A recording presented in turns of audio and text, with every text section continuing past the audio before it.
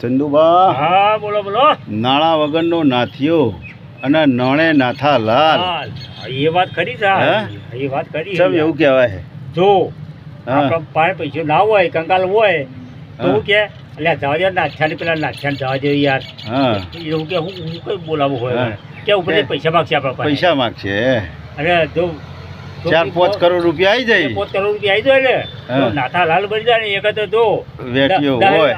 5 બેટીઓ આ તે 5 આવે તો હોદાની ચેન હોય, મર્સડી ગાડી હોય, હા, મર્સિડીઝ ગાડી હોય મર્સડી ગાડી હોય. અને ગામમાં નીકળે. નીકળે કે નાથા લાલ આવો, ઓહો, આવો, કે આ તો ભાઈ રૂપિયા થઈ ગયા, કે નાથા લાલ થઈ ગયા.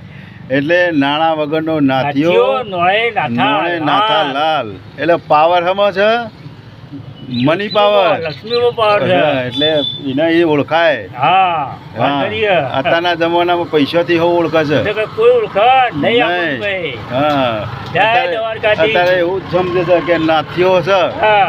પૈસા ના આવે એટલે નાથિયો, નાચ્યું પછી કહેવાય અને નહીં. પૈસા આવે એટલે નાથા નાથા લાલ. જય જય દ્વારકાધીશ. દ્વારકાધીશ. અમારો વિડીયો ગમે તો તમે તો લાઈક like કરજો, કરજો અને કોમેન્ટ કરજો.